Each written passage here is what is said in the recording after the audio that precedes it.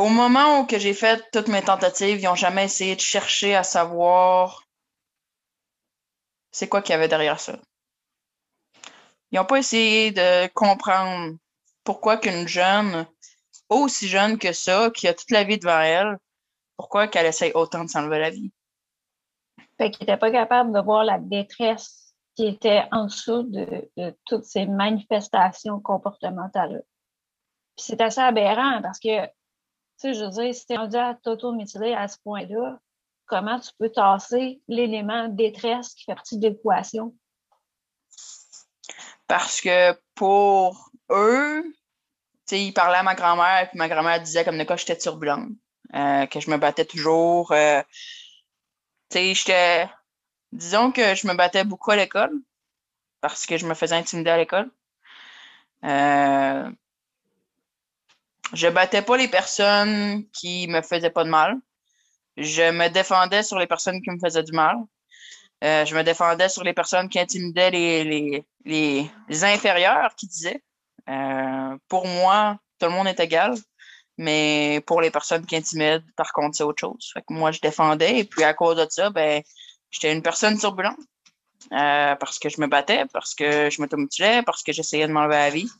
Euh, pour ma grand-mère, c'est ce qu'elle a dit à la DPJ, puis la DPJ a préféré croire ma grand-mère. Mhm. Et ça me fait beaucoup penser aussi, tu sais, à mon histoire dans le sens où, comme tu le dis, on s'arrête beaucoup au comportement que l'enfant a, puis on va pas voir à la source c'est quoi la souffrance qui est derrière ça, c'est quoi les traumatismes qu'il a vécu aussi, puis qu'est-ce qui, euh, qu'est-ce qui fait en sorte que l'enfant réagit comme ça dans son environnement, parce qu'on est souvent réactif à notre environnement, donc c'est souvent des choses qu'on entend de dire ben elle cherche l'attention. Oui, mais je cherche l'attention, c'est pas pour rien dans un sens que j'ai le besoin de m'exprimer, j'ai le besoin de comprendre ce que j'ai vécu, j'ai le besoin d'avoir de l'aide psychologique, puis je vous envoie des signaux de détresse, mais vous les entendez pas, puis vous faites rien dans ce sens-là. Fait que je pense que ton comportement était normal dans le contexte que tu vivais, mais après, c'est qu'est-ce qu'on a fait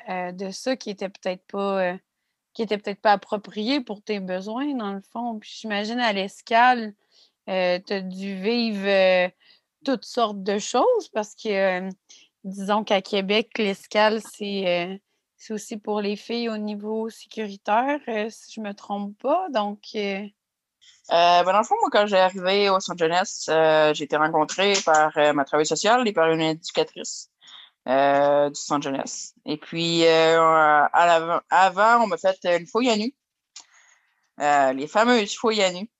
Il y avait deux agents masculins avec une éducatrice. On m'a demandé, les agents se sont tournés. L'éducatrice a toujours continué de me regarder, par contre. On m'a demandé de me changer. L'éducatrice avait une jaquette devant moi. Et puis, on m'a demandé de m'accroupir, de faire les sauts de grenouille et tout, de tousser, etc. Comme si on était en prison, dans le fond. Euh, c'était quand même... pour la première fois, ça m'a fait peur.